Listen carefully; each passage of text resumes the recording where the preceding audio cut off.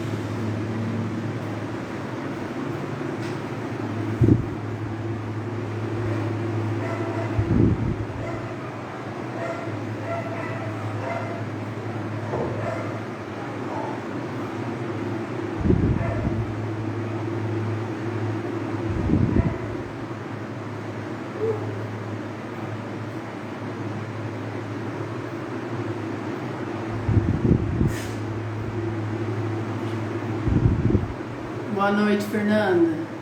Gente, 2 minutinhos eu já vou chamar o Dr. Éder, viu? Vão compartilhando a live aí, chamando o pessoal. Vai ser muito legal a live de hoje. Muito informativa, explicativa. Nanda, tá dando pra me escutar? Beijo, Paty. Boa noite, lindonas. Tudo bem aí?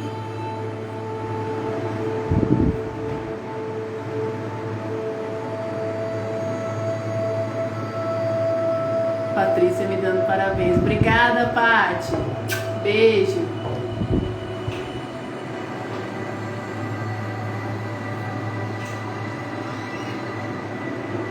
Meninas, compartilha a live aí pra mim, tá? Vamos ajudar a crescer o número aí pra gente poder começar a chamar o doutor.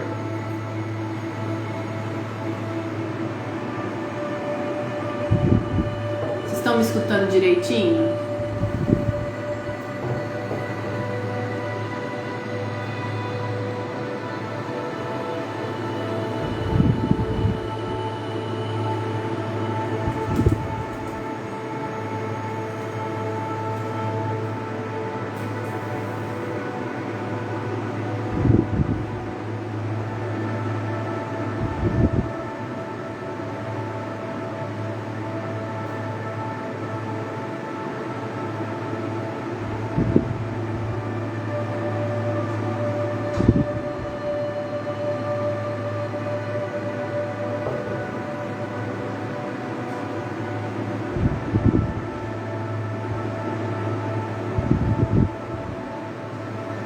Vou chamar o doutor, gente.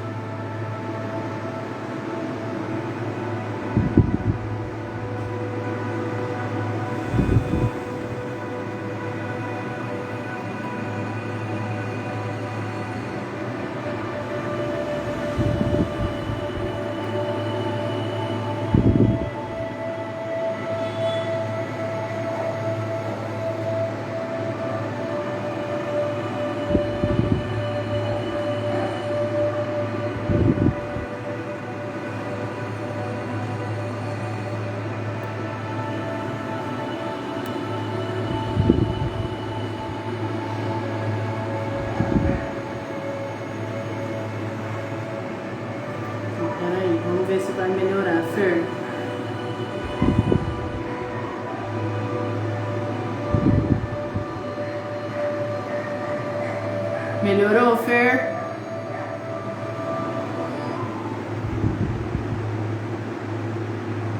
Parou de travar?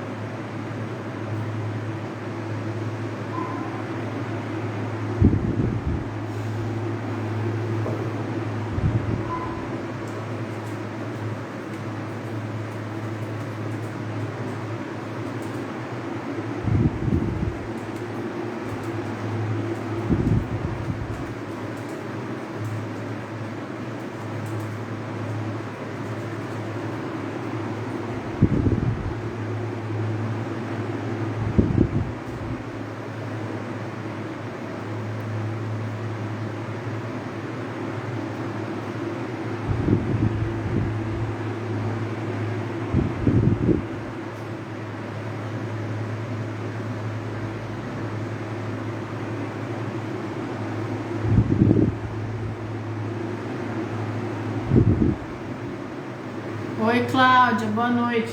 Beijo. Mari, lindona, beijo. Oi, meu amor.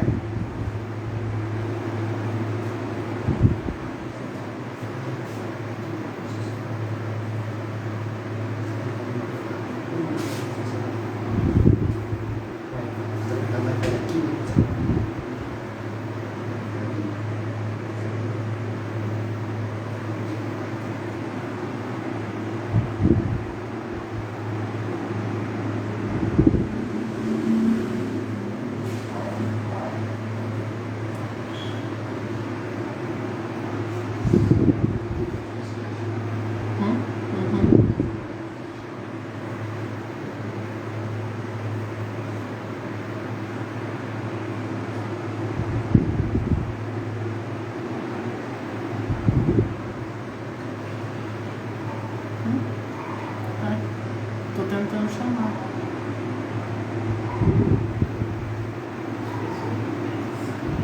Normal.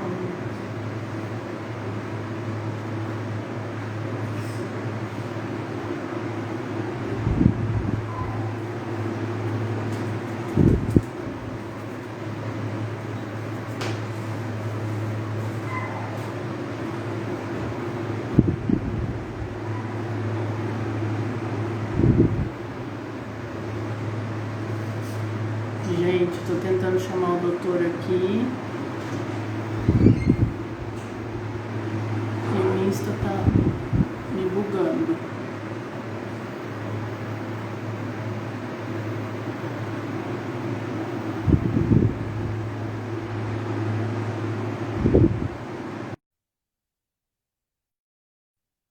Gente, agora estamos aguardando aqui o doutor aceitar, que eu já convidei ele. Deu certo agora.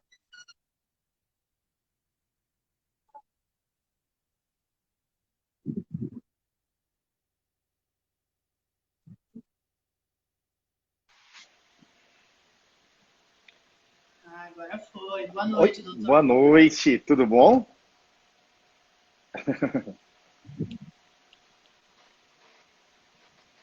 Pessoal, tá dando para escutar direitinho aí? Como é que tá a transmissão?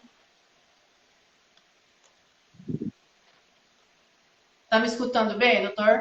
Eu tô escutando bem. E você, tá me escutando? Perfeito. Bem, tudo certo. Doutor, conta pra gente quem é o doutor Éder.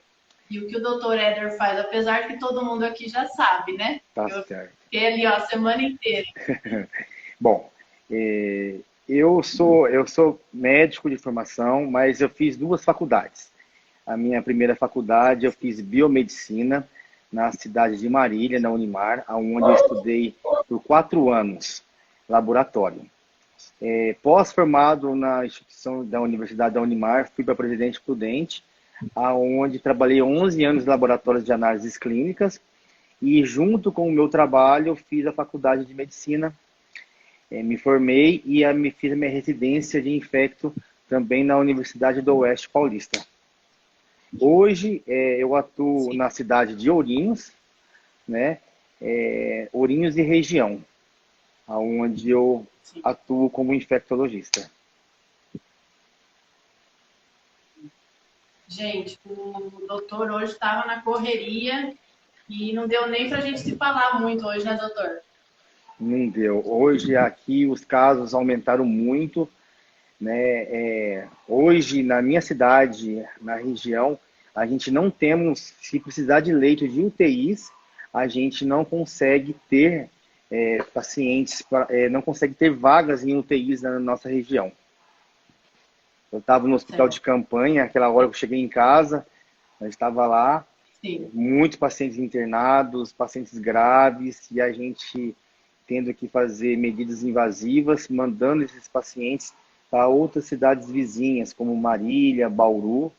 Então, hoje foi um dia bem corrido mesmo.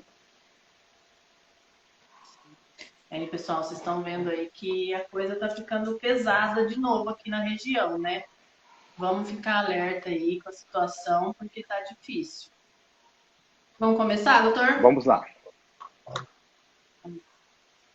Todos nós estamos vulneráveis ao Covid-19 ou somente o pessoal do grupo de risco? Todo mundo está vulnerável, né? O pessoal de risco seria a complicação após pego a doença. Quem são esses pessoais de risco? Gestantes, pessoas hipertensas, diabéticas, pessoas obesas, pessoas que têm baixa imunidade, como pessoas que portadores de neoplasias, leucemias.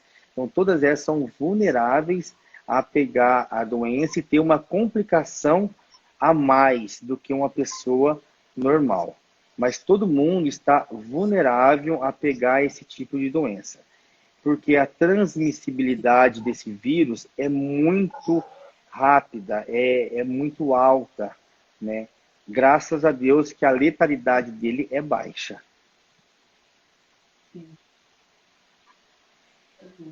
Quais são as formas de transmissão, doutor?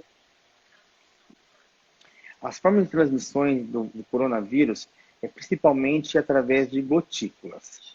O que seria através de gotículas? Quando você está falando, quando você está cantando, quando você está espirrando, você consegue, se você estiver contaminada com o vírus, você consegue espalhar esse vírus para o meio ambiente. Por isso a importância que todo mundo diz, né? Usar as máscaras, né? A gente tem um grande dilema, né? A turma usa máscara de pano pensando que vai estar protegido. Na grande verdade, a Sim, máscara de pano é uma barreira mecânica. O que significa uma barreira sim, mecânica? Você está contaminada, né? Um exemplo, você está contaminada e eu começo com a máscara de pano, eu falo, então eu diminuo a, esse vírus no meio ambiente. Então, se todo mundo estiver usando a sim. máscara, então vai ter menos vírus no meio ambiente, aonde eu vou ter menos chance de ser contaminado. Só que essas máscaras de pano não protegem você de adquirir o vírus, porque elas não têm filtros, né? Então, a única máscara que protege você é o quê? A máscara cirúrgica, que tem de 3 camadas, e a máscara N95. Por isso que a máscara de pano, eles pedem para ficar trocando de 2 em 2 horas, fazer uma lavagem, né? Onde você observar que está danificado como molhada, tudo tem que trocar também. Certo. Doutor, quanto tempo o vírus sobrevive nas superfícies? Depende da superfície. Tem um exemplo, superfície de metal, ele pode durar até 72 horas. Superfície como papelão, madeira, até 24 horas. Por isso, a importância do quê? De quando você está andando pela rua, metrô, não encostar em superfície como estribos de escada, elevadores, quando você vai apertar o botão. Antes, vai ter que apertar, mas depois ir fazer uma higienização com água e sabão ou álcool em gel, se tiver no momento. Então, e não colocar essa mão em mucosas, como boca, nariz, é, olhos, porque você pode ter essa transmissão através desse contato com a sua mucosa. Sim. Doutor, qual a taxa de mortalidade do vírus? Ó, a taxa de mortalidade no Brasil está em torno de 4,6 a 4,9. A taxa de mortalidade é baixa, tá? Igual eu tinha dito. A letalidade desse vírus é baixa, comparando com todos os casos nossos do Brasil. Mas a transmissibilidade é alta. O que a gente observa nisso, né? Vamos já dando continuidade ao raciocínio. Quando começou lá em 2019, né, no finalzinho de dezembro do ano passado, aconteceu lá na China e todo mundo pensava, não vai chegar aqui no Brasil, não vai chegar aonde a gente estamos aqui. E demorou menos de 2, 3 meses para estar chegando ao nosso país.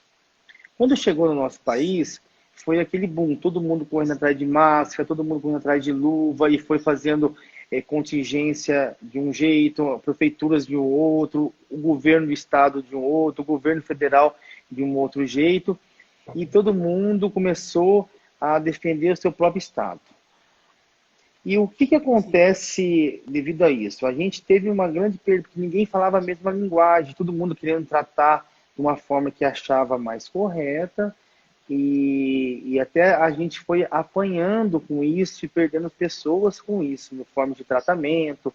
A gente pegava tratamento, modelos da Europa, modelo do Oriente Médio, trazia para a gente colocava na nossa instituição, começava a fazer esses tipos de tratamento.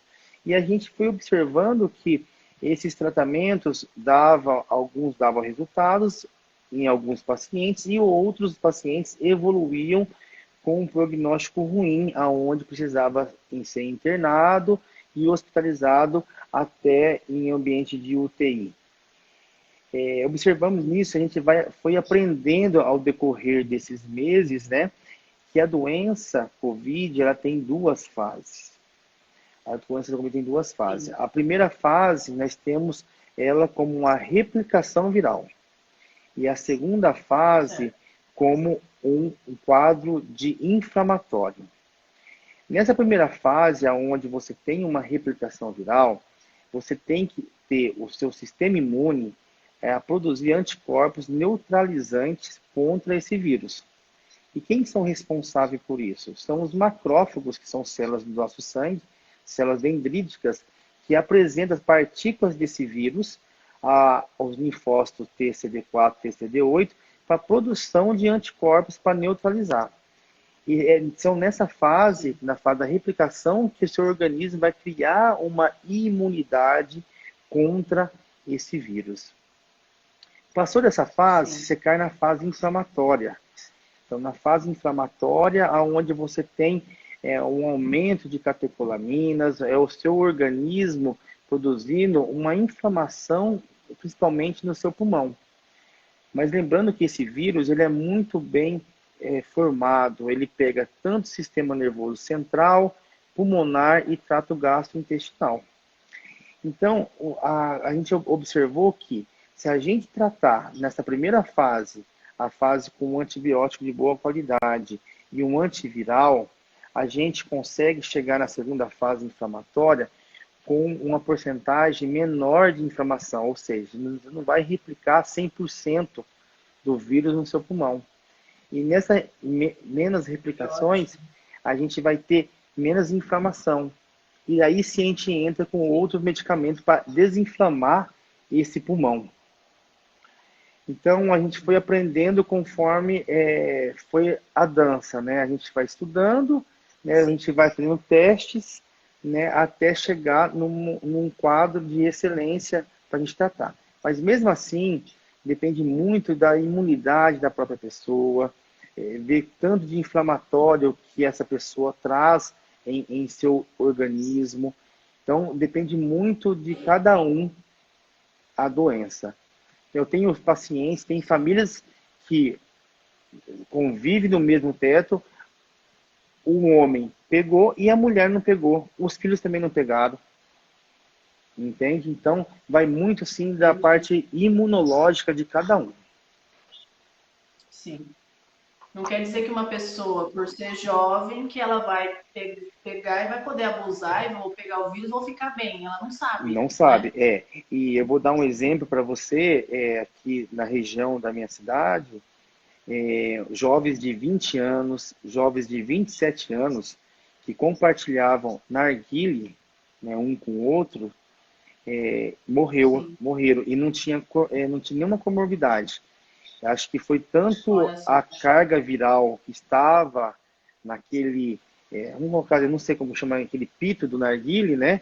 Ele ficava Sim. fumando, dividindo com outros, né?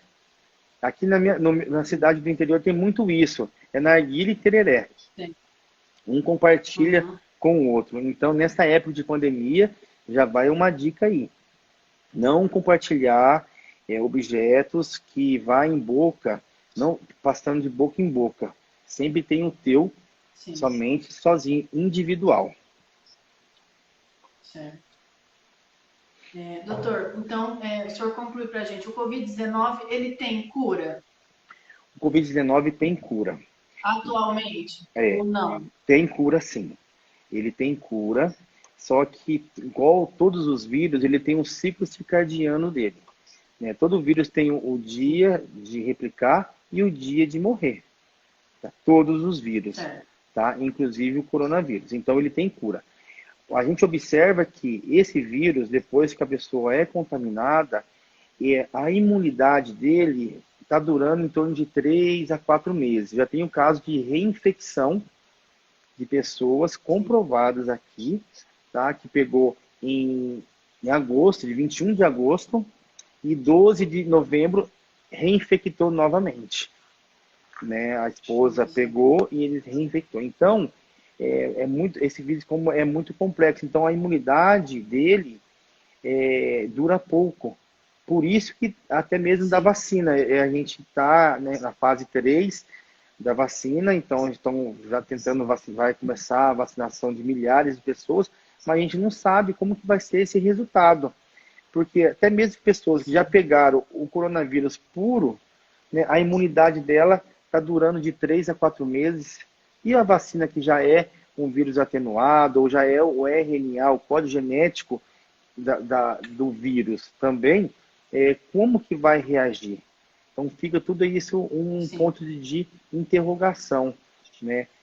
A vacina, aproveitando já falando Realmente. da vacina, a vacina já está aqui no Brasil, né? O governo do estado já anunciou que em janeiro vai começar a vacinação, mas a fase de teste, Sim. que é a fase 3, vai vacinar milhares de pessoas com a vacina e milhares de pessoas com placebo. Aí após isso vai começar a selecionar e ver o estudo randomizado como que vai ser essa vacina, que vai trazer uma imunidade boa ou não. Eu, assim, Sim. particularmente, eu já digo que pessoas que já pegaram já não traz uma imunidade legal, a vacina também vai ser difícil trazer uma imunidade também legal. Então, acho que todo ano vai ser igual ao H1N1. Todo ano vai ter que vacinar contra, quando sair a vacina, logicamente, contra o coronavírus. Sim. Doutor, o Lucas, meu seguidor aqui, está perguntando Quanto tempo o vírus fica ativo no corpo?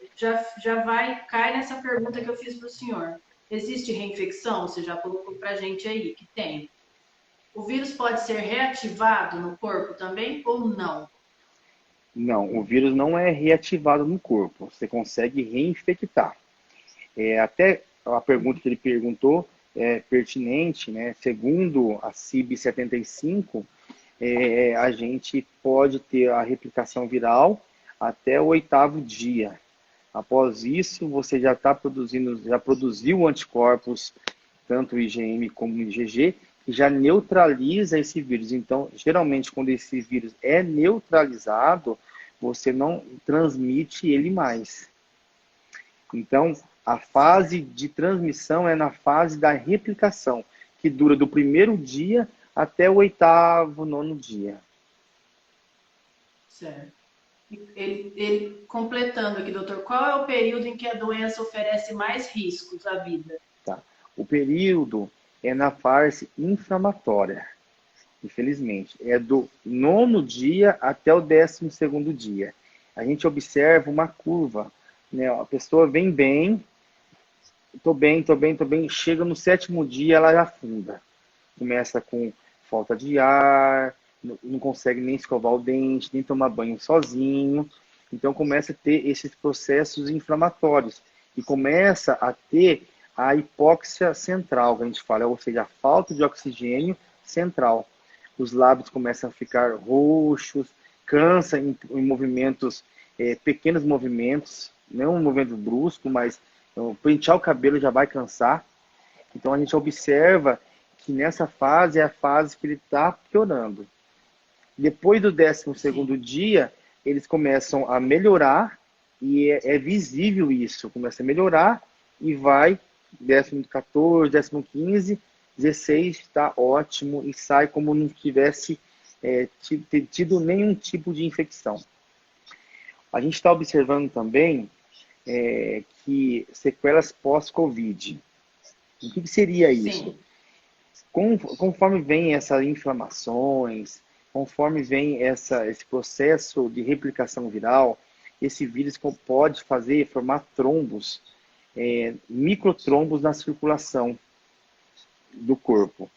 E depois, se já acabou tudo o Covid, se já está bem e tal, passa 2, 3 semanas, o paciente infarta, o paciente sofre um AVC isquêmico, ou uma isquemia mesentérica.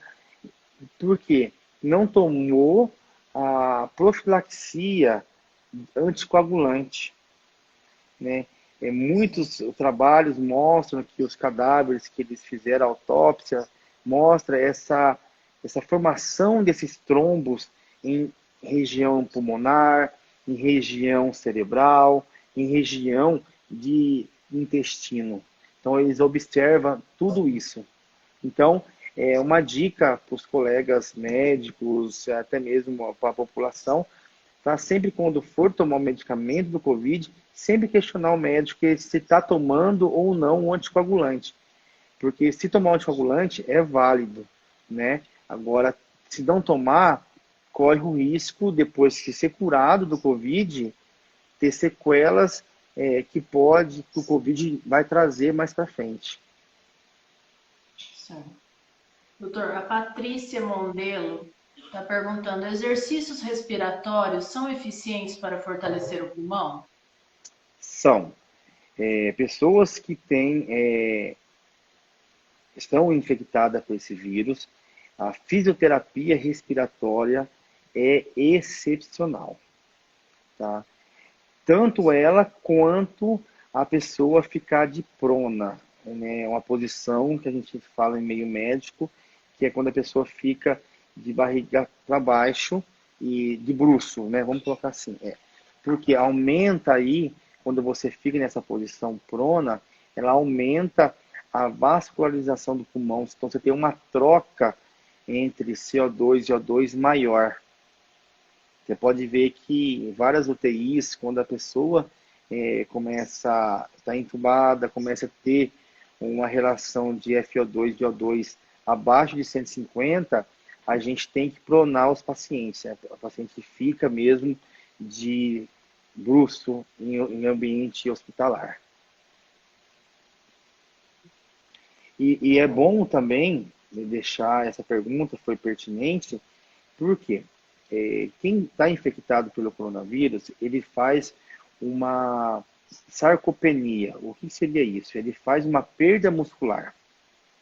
E quando você tem uma perda muscular, você também tem uma perda da insuflação do seu tórax. Porque o pulmão não é ele faz a troca gasosa, mas o que faz você puxar ele para trocar são os músculos, né? Músculos intercostais, principalmente o músculo diafragmático. Então, se você fortalecer esses músculos, você vai ter mais força para você encher o seu pulmão, né?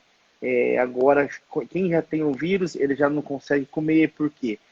Tem muitas pessoas que perdem o cheiro, perdem o paladar, perdem a parte sensitiva, então a comida já não vai começar não vai conseguir comer normalmente. Então ele já entra no estado de déficit de proteínas, de calorias, né, sais minerais.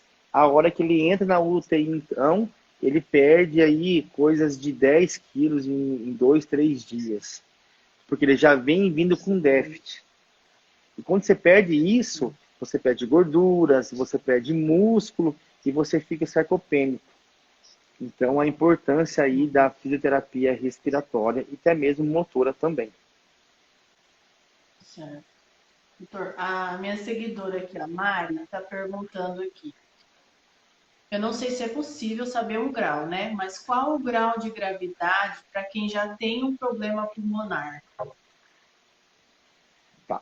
Quem já tem um problema pulmonar, vamos colocar aí uma doença pulmonar obstrutiva crônica, ocasionada pelo tabagismo, né? Então ele já tem a lesão em alvéolos, então ele já tem uma dificuldade de trocas entre o oxigênio e o gás carbono.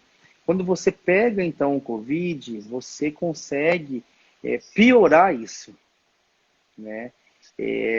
Vamos colocar assim, piorar mais de 50% do que uma pessoa normal. E a gente consegue ver essa gravidade através de gasometrias, de exames de tomografia, de dímero. Então a gente consegue observar a gravidade dessa pessoa, consegue estadiar.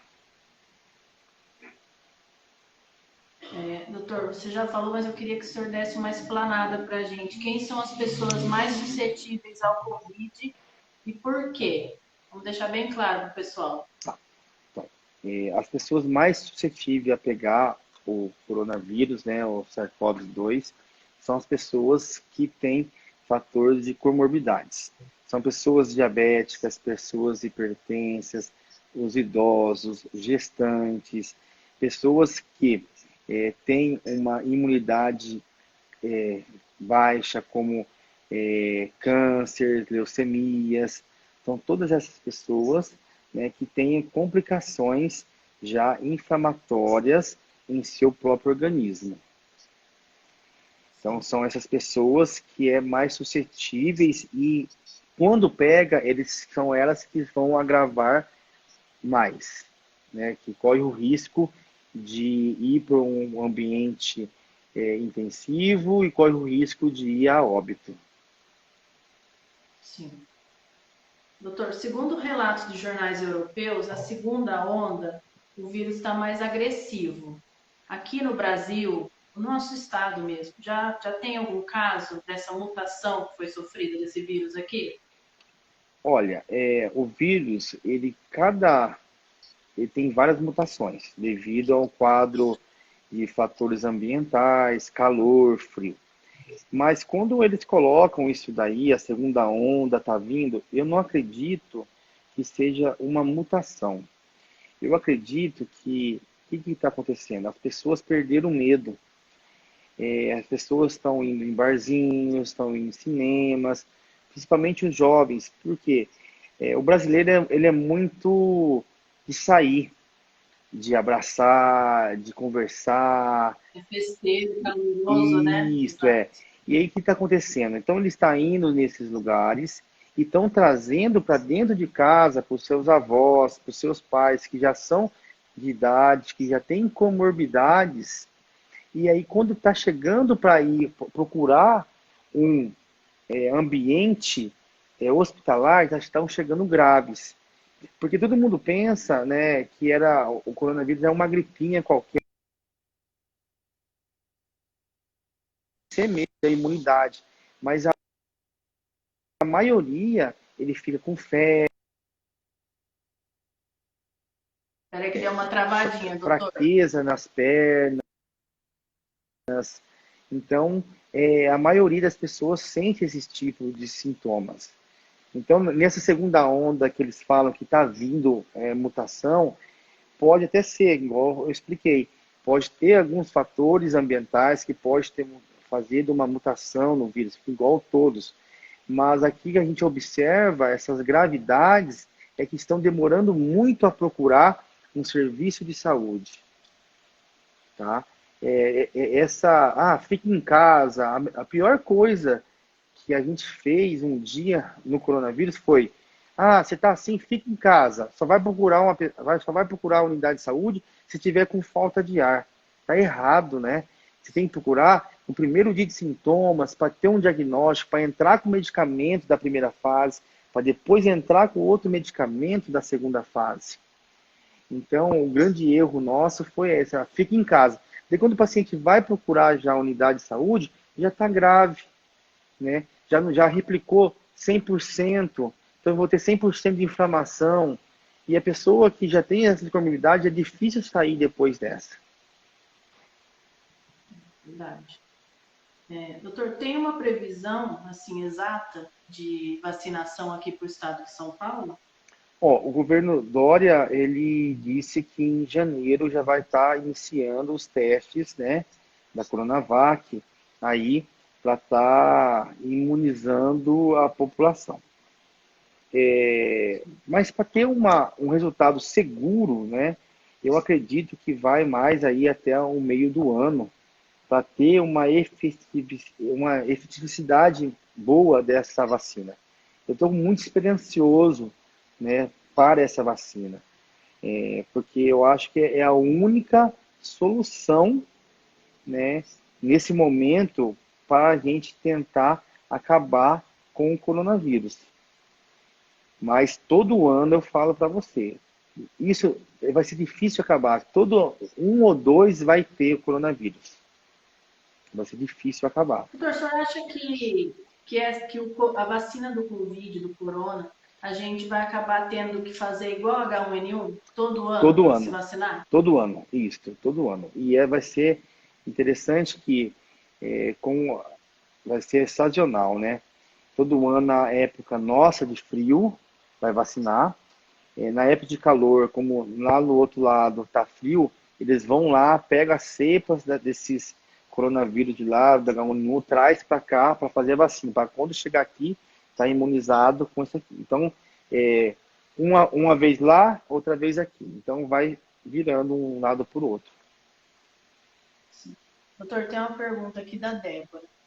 Quem teve já, quem já teve, deixa eu ver, fica muito tempo ainda com sequelas? Tem uma previsão? Depende. Ou vai de Vai organismo? de organismo, depende. Tem pessoas que têm comprometimento do parente pulmonar de 30%. Tem pessoas que têm comprometimento de parênquima pulmonar de 70%, 80%. Né? E quem tem o comprometimento maior, mais sequelas vão ficar. Né? Daí, aí sim, a reabilitação pós-Covid. Muita fisioterapia, muita alimentação proteica, né? É muito exercício respiratório para não ficar, se ficar com menos sequela. Se ficar, seja pouquinha sequela. Doutor, na Itália e nos Estados Unidos, eles voltaram às aulas presenciais. E a gente percebeu, acompanhando, inclusive eu fiz uma live com a Ana Regina lá de Como, na Itália, e ela contou pra gente que, assim, rapidamente eles tiveram que parar com as aulas presenciais e voltar ao ensino à distância. Se no Brasil, sem essa vacina, a gente voltar às aulas presenciais, corre o risco de acontecer o que aconteceu lá? um estouro de casos? Com certeza. Com certeza. A gente já está tendo um estouro de casos sem ter voltado às aulas, né? Na nossa região aqui, a gente é divisa do Paraná, né? No governo do estado do Paraná já decretou estado de calamidade. Já está com os 97% das suas UTIs ocupadas. Então, a gente vê as gravidades através do número de leitos de UTIs. Então, eu acredito, eu sem voltar às aulas, né, faculdades, já está, já cresceu, o número já cresceu muito. Imagine se voltar, então, quanto que vai ser. Acredito eu que os governantes não vão voltar nesse momento, só depois de Sim. vacinação. Porque se voltar, vai ser uma catástrofe também. Seria o mais sensato, né, doutor? Só Ah, depois de vacinar todo mundo. só depois de vacinar todo mundo.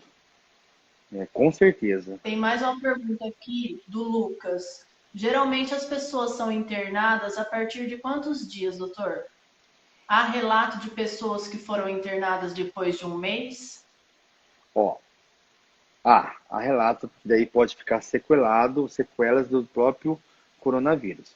Mas geralmente a pessoa deve ser internada, veja bem, ela deve ser internada tomando medicamento a partir do terceiro dia de sintomas. É a hora que você tem o diagnóstico pelo RT-PCR ou pelo pesquisa de antígenos.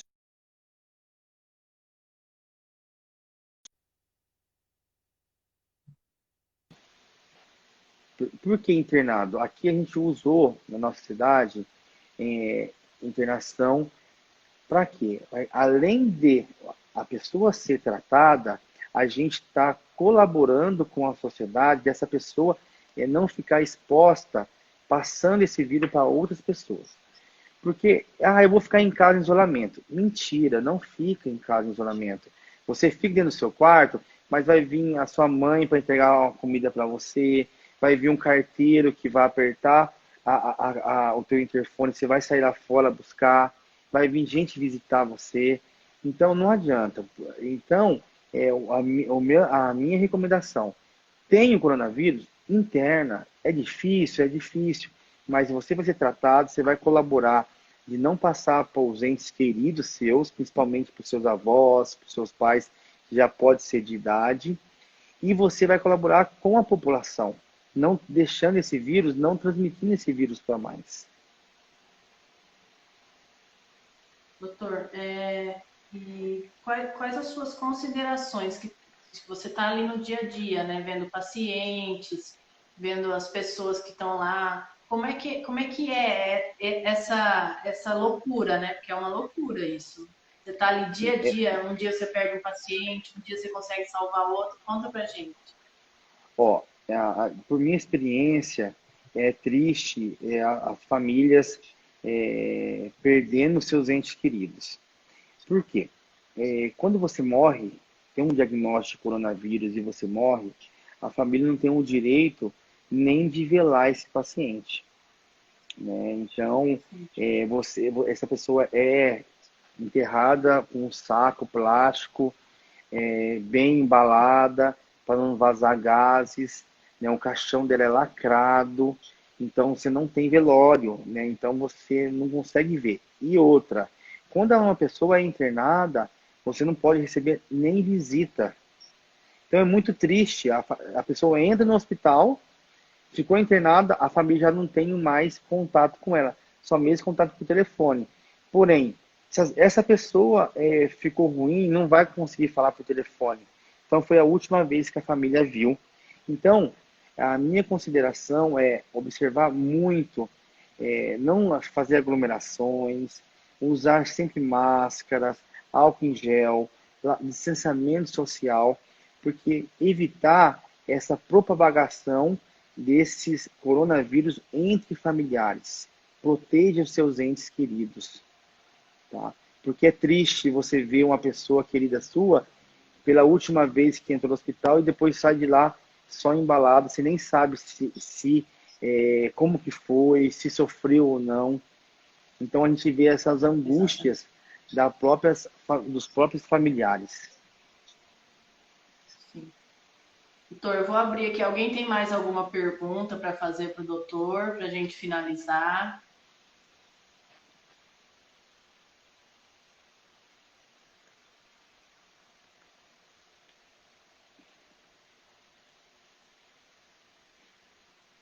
Doutor, o que vocês, médicos, podem dizer para a gente das festas agora de final de ano?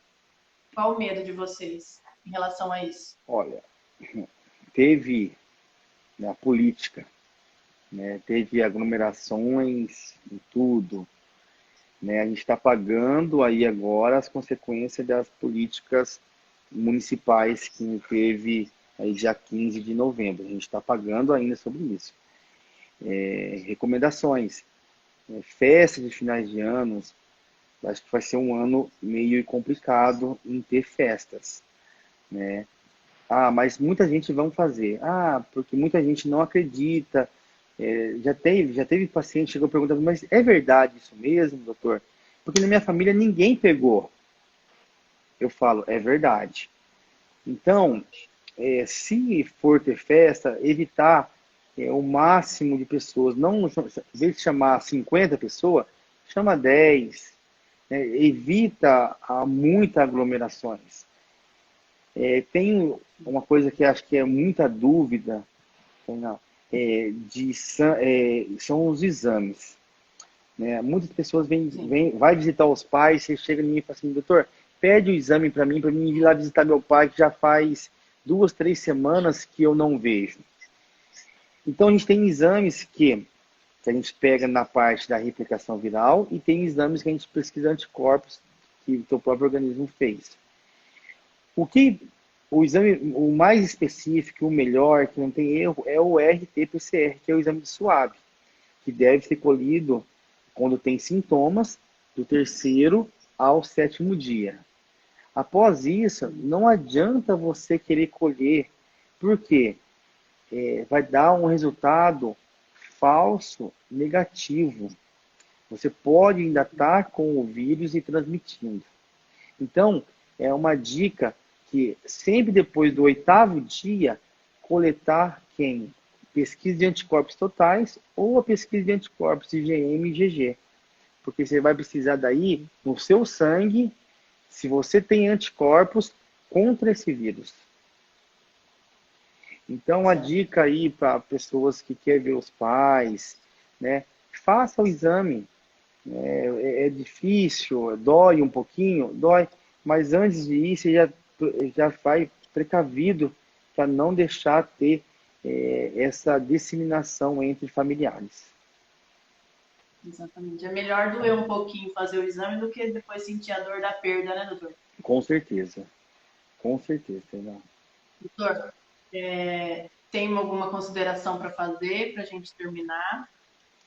A minha consideração é evitar aglomerações, usar máscaras, álcool em gel, água e sabão em mãos.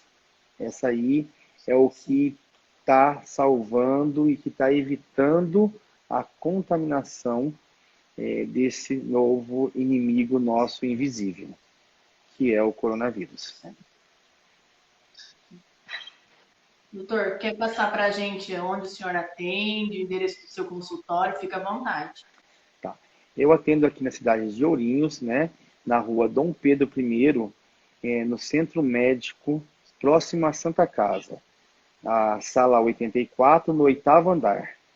Atendo de segunda a sexta, no período da tarde, e estou à disposição para qualquer dúvidas, qualquer atendimento que possamos estar ajudando da parte da infectologia. Doutor, muito obrigada por ter aceitado o convite.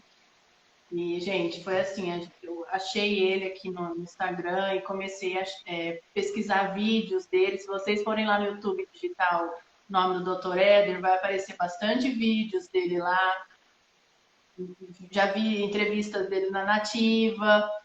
E é uma pessoa assim que ele sabe o que ele está falando, entendeu? E vamos prestar bastante atenção aí no vídeo. E isso não é brincadeira, não. Doutor, muito obrigada, viu? Eu que te agradeço pela sua preocupação aí com os seus públicos, né? Para estar levando informações verídicas, né? E querendo ou não, você está defendendo eles, né? Você está Exato. mostrando, né? Fazendo uma defesa para eles, aprendendo um pouco mais sobre esse novo coronavírus.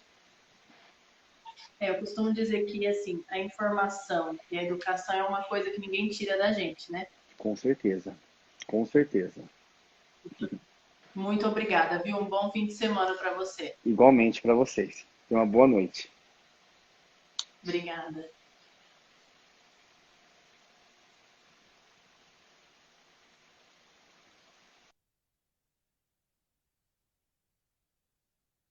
Gente, boa noite. Um beijo no coração de cada um de vocês. Muito obrigada pela participação de todos aqui na live. E ó, semana que vem tem mais. Compartilhe aqui que eu vou deixar no IGTV. Beijo, Pati. Beijo, mãe. Vi você aqui na live, ó. Um beijo no coração de cada um de vocês, viu? Gratidão.